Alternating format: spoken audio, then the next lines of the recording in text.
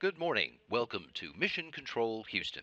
This is the International Space Station Flight Control Room, where the Orbit 2 team of flight controllers is on duty now, keeping an eye on the operation of the station's systems and working with the Expedition 56 crew members in the last few hours of their work week on orbit.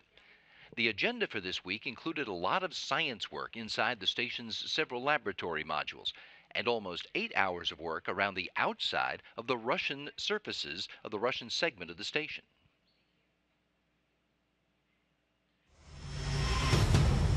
Houston Station on Space to Ground. Welcome to Space to Ground. I'm Gary Jordan. Sometimes to really understand animal behavior, you have to think a little bigger, or in this case, a little higher. Russian cosmonauts Oleg Artemyev and Sergei Prokopyev installed an experiment called Icarus during a spacewalk this week. Icarus is a collaborative project between Roscosmos and the German Aerospace Center DLR to study the migratory patterns of small animals tagged on Earth with GPS hardware. The experiment may provide data about how animals move locations, how population density shifts over time, and how diseases spread. The cosmonauts also deployed 4 small technology satellites and retrieved materials science samples during the spacewalk. Liquid behaves strangely in microgravity. It forms these balls and seems to stick to whatever surface it touches. But how easy can you control it? An experiment conducted this week looks at just that. The Surface Tension Containment Experiment 2 takes the science out of the glove box and within the open cabin of the space station. The experiment looks at the formation and capture of microdroplets using airflow when a pipette interacts with the liquid to see just how stable it is and how well it can be controlled. Assessing these techniques can allow more science to be conducted outside of a glove box, meaning more science overall. Ricky Arnold connected with students at the Microsoft Youth Spark event that took place early this week at Space Center Houston, the official visitor center of NASA's Johnson Space Center. What was the most surprising aspect of executing a spacewalk? I think the most surprising aspect for most people is how long the day is. We are only out doing a spacewalk for 6.5 hours, but that's 6.5 hours where you only have water to drink, there's no food, and you're basically the equivalent of jogging pretty hard in terms of how hard you're working for that time frame. But we're actually in the suit closer to 10.5 hours. Youth Spark is an immersive day-long conference designed to empower young people to improve their communities and the world through the pursuit of careers in science, technology, engineering, arts, and mathematics. Keep sending in your questions using the hashtag #SpaceToGround. And for those teachers getting ready for the school year, check out the Space Station Research Explorer for some fun student experiments, including growing non-organic materials in a garden just like plants. We'll see you next week.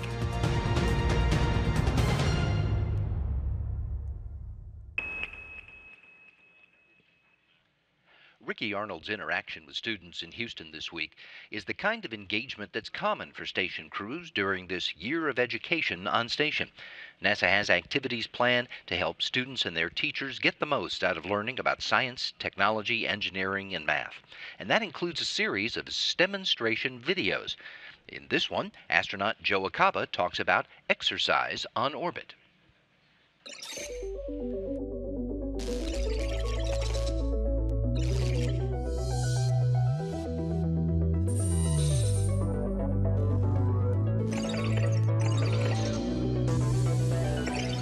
Welcome to the International Space Station. I'm astronaut Joe Acaba. Today, we're going to talk about potential and kinetic energy. Let's get started. Kinetic energy is the energy an object has because of its motion. An object can store energy based on its position. This is called potential energy. On Earth, imagine dropping an object from a raised position. As an object's altitude above the Earth's surface increases, its gravitational potential energy also increases. The potential energy stored due to its position is now being converted to kinetic energy. We also observe this with elastic potential energy. Okay, new term. Elastic potential energy occurs when objects are compressed and stretched, or generally deformed in any manner, creating potential energy. Think of this bungee or a spring. Okay, Joe, what's next? We pull back on the band and create potential energy. When we release the potential energy, it is converted to kinetic energy. Here on the International Space Station, we are still under the influence of gravity, primarily due to our position with the Earth. So when I have this ball on this ramp, normally back on Earth, I release the ball and it rolls down the ramp due to a change in its potential energy that's being transferred to kinetic energy. But as you can see, it doesn't happen here. So it doesn't mean we don't have potential energy. It just means we're not converting it at this time to kinetic energy. And why is that? Gravity is pulling us down, but we're moving super fast. And so what it is we're bending around the Earth in this perpetual falling motion. Thanks for joining me on board the International Space Station. We're sending it back to Earth so you can try your own experiment. See you next time.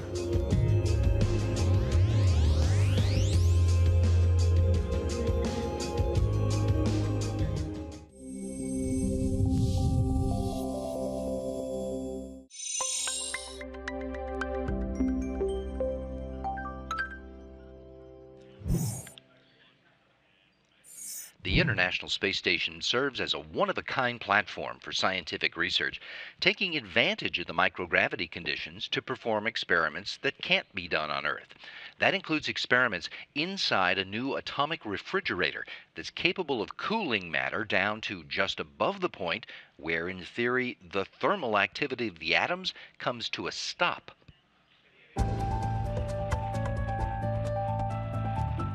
Cool science on the International Space Station.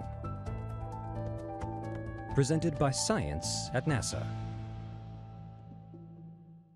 NASA researchers are creating a spot colder than the vacuum of space inside the International Space Station.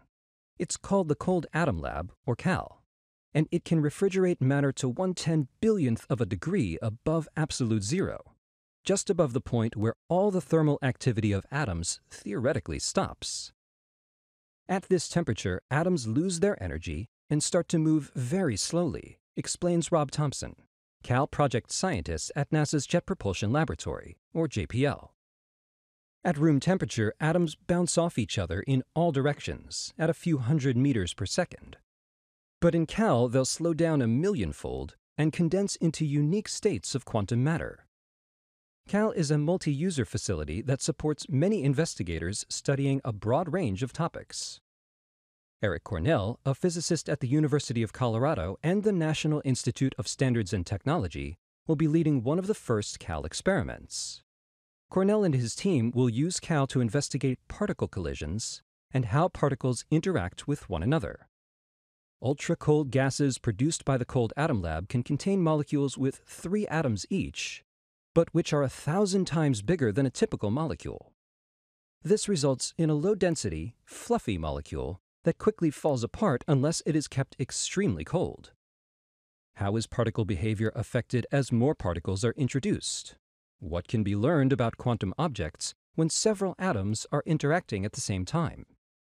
Cornell says the way atoms behave in this state gets very complex, surprising, and counterintuitive, and that's why we're doing this.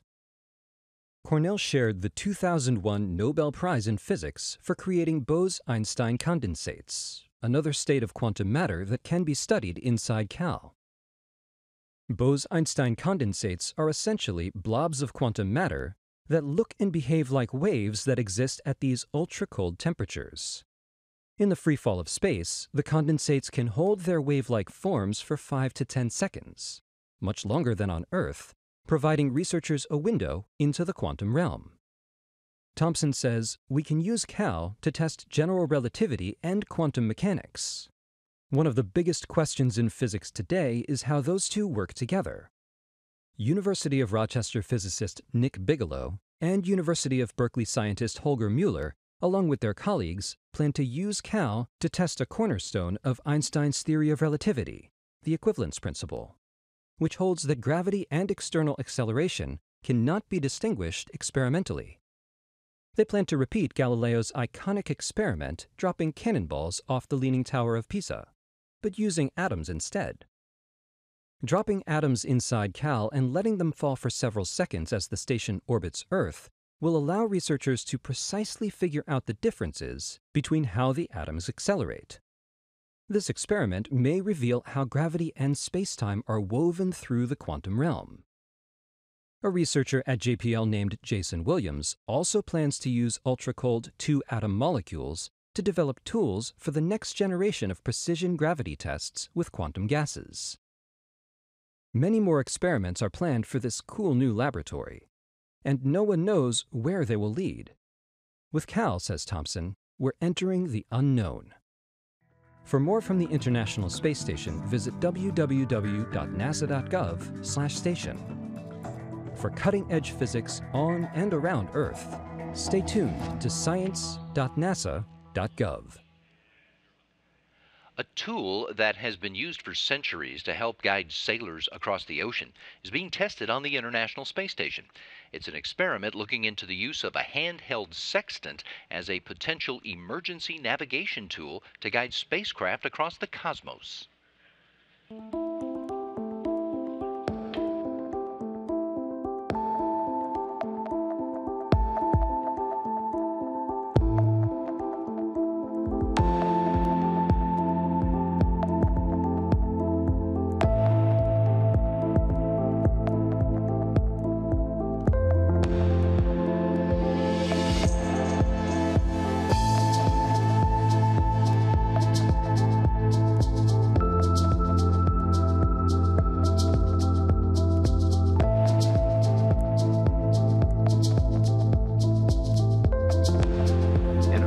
They can use their sextant.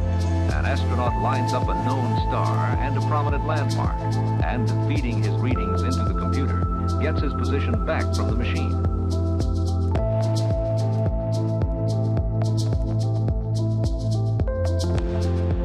Jared's pointing right now at the sextant and a telescope, which are our navigation means to get home.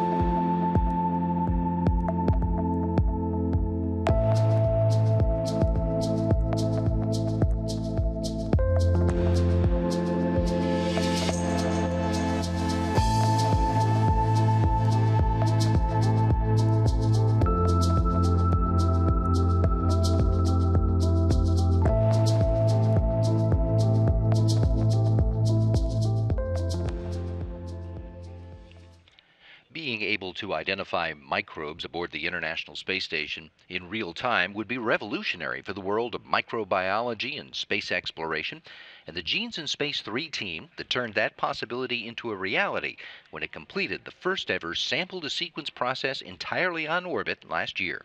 This advance could aid in the ability to diagnose and treat astronaut ailments in real time.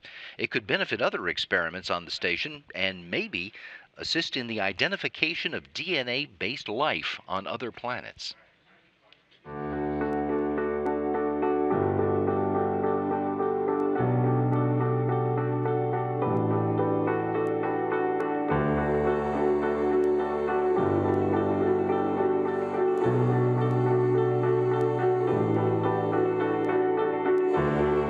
So then we kind of went for the home run experiment, which is actually trying to get a sample that originated on the ISS. And the goal was really to show that you could go all the way from a sample to an answer all on board. I am going to do this really neat experiment today.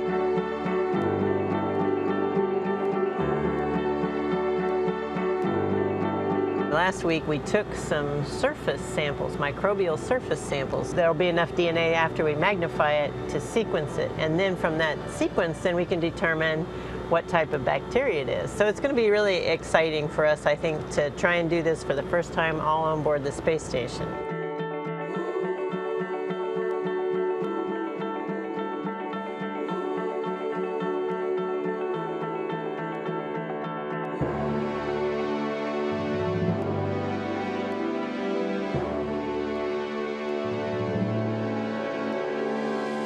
In that moment, she's in the microgravity science glove box as she's collecting those cells. My heart was just pounding because what she did had never been done. Our DNA cake is in the PCR oven. We'll look forward to getting lots and lots of DNA from each of those 3 little bacteria colonies.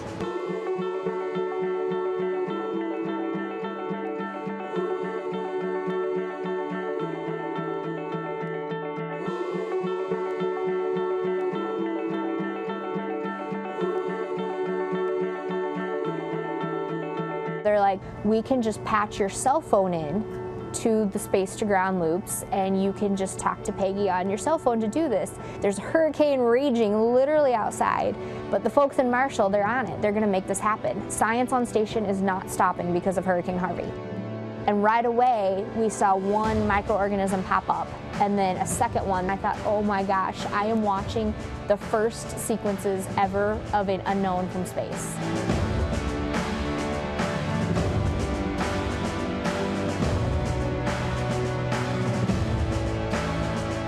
I checked several times. Like, I ran like a biochemical test, and then I ran 2 different sequencing tests. We are 100% sure that our samples that we got back on the ground are exactly the same that we got on orbit. We did it. Everything worked perfectly.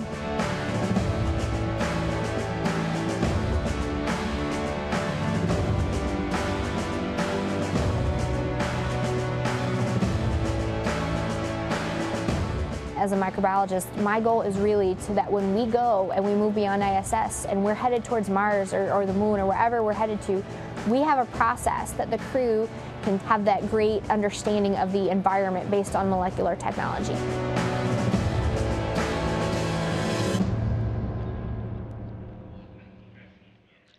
Orbital debris poses a risk to all spacecraft in Earth orbit, and the International Space Station has a new debris impact sensor to provide information on the environment of low Earth orbit. By monitoring impacts caused by small-scale floating debris, the space debris sensor will generate a better estimate of the total amount of stuff out there, and that could help better define shielding requirements for future spacecraft.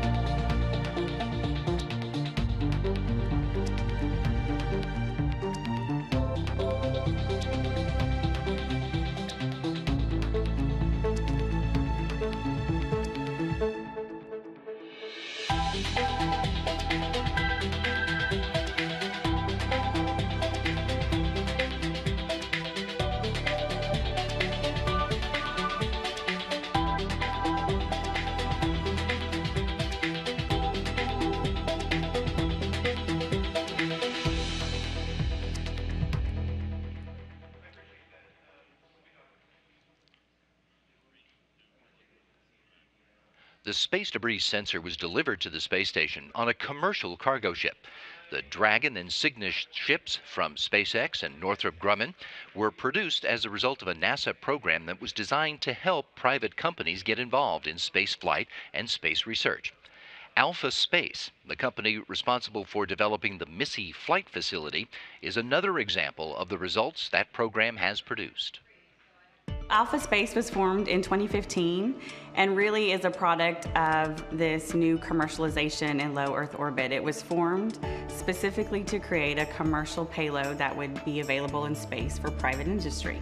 The Missy dates to the early 2000s, was the first mission. It's been utilized by NASA, by the Department of Defense for different experiments. And then around 2010, NASA put out a call for ideas to privatize portions of the space station. And so we responded with a proposal to that, and that's how we ended up with our cooperative agreement.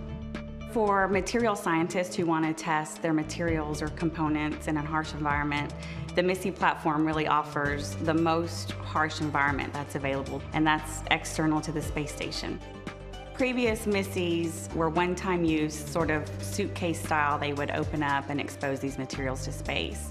The Missy platform is a permanent platform that's all robotically serviceable, commandable from the ground from our operations center here.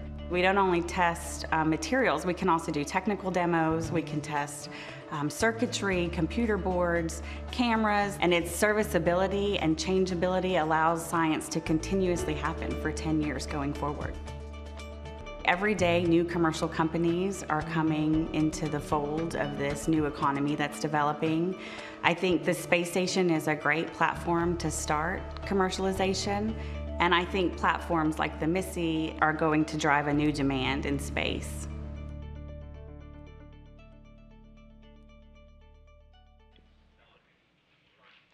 Robotic technology that was originally designed for the International Space Station has found a new application in healthcare as part of a telerobotic technology to provide MRI-guided breast biopsies to women who are in remote areas. The Canadian Space Agency contributed to the production of this feature about the innovations coming from the Centre for Surgical Invention and Innovation in Hamilton, Ontario. Space represents a fairly harsh environment. Any piece of equipment that's exposed to it over a long period of time would require maintenance. So every time we have to do a maintenance on the outside of the space station, that means a crew member has to suit up and go outside. That introduces that crew member to risk and puts that person in harm's way. The other issue is that now they're spending the time doing the maintenance work and they're not doing the science, which is really what their purpose is. So with the maintenance challenges that we were going to have with the International Space Station, what we found ourselves was Canada being in the position to provide a solution to that problem, and Dexter was going to be that solution. Dexter is a two-armed robotic manipulator system capable of performing fine motion tasks to replace what an astronaut would need to do on the exterior part of the space station. Dexter is essentially a handyman. It operates on the outside of the International Space Station. It allows us to do maintenance operations. One of the advantages with Dexter is that we're able to control it from the ground. And so the ground crew could actually operate these robotic systems and free the astronaut up from that task as well. So now that Dexter's online on the space station and operating on a regular basis, what we've got is we've got a crew who's spending more time doing science. And this is important because this was really the whole idea of building the International Space Station, was to be able to do science in low Earth orbit.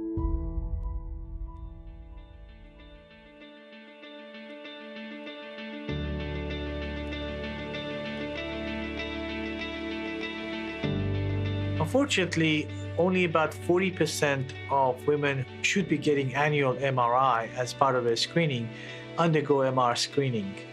Part of the reason why women were not undertaking MRI screening was because of lack of access to the best radiologists locally. Some women have to drive very long distance, like 7 or 8 hours of car in snowstorm during the winter, sometimes risking their lives just to get their MR-guided breast biopsies.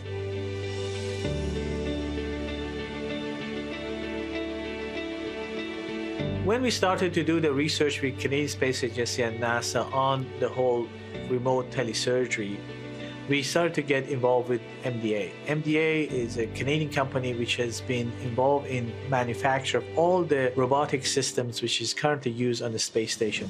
So we developed a system called IGAR, which stands for Image Guided Automated Robot. IGAR is a tele-operated robot that performs breast biopsies under MRI guidance. One of the capabilities of IGAR is to be controlled by radiologists from any distance. And that allows basic A radiologists to supervise MR breast biopsy on a patient who may be hundreds of kilometers or thousands of kilometers away from them. It means that the patient can undergo their breast biopsy in their own local hospital without having the need to travel to another city or another hospital to get access to the expertise. And the results are very, very encouraging. So we've demonstrated that the IGAR is safe, extremely accurate, as accurate as a human.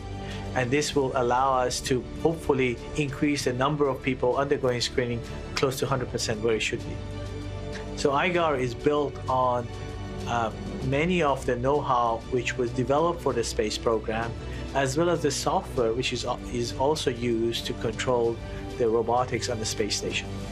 We can actually see some of these technologies we worked with for a long time becoming available. You know, we have a lot of insight on how to apply them, not just in medicine, but in a number of other fields, which is what we're doing. So without the space station, would any of that have happened? No, not really. No, not in that way, anyway.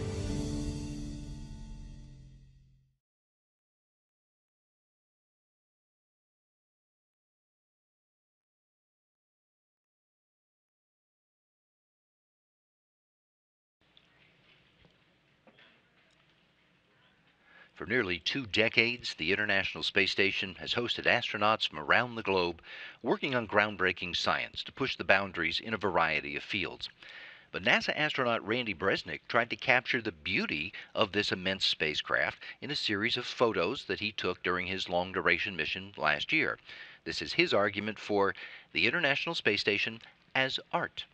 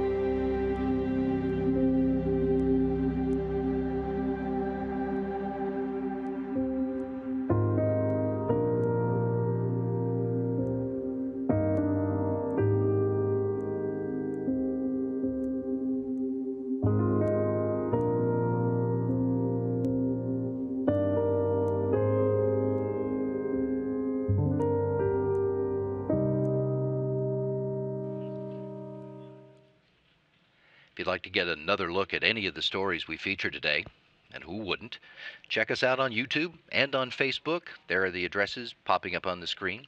While you're there, be sure to look around, and a lot of other cool stuff you'll find there about NASA and America's human spaceflight program. You should also check out Houston, We Have a Podcast, featuring folks here at NASA talking about their work in all aspects of space exploration. The new episodes post on Fridays. Today, August 17th, the second part of our series on the hazards of human spaceflight. My colleague Gary Jordan talks with human factors and behavioral health scientist Tom Williams about the pitfalls endured by astronauts on very long space flights because of their isolation from most of human society. Go to www.nasa.gov/Johnson/HWHAP. Houston, We Have a Podcast. You'll find all the episodes there. You can also listen to all the episodes on iTunes, Google Play, and SoundCloud. This is Mission Control, Houston.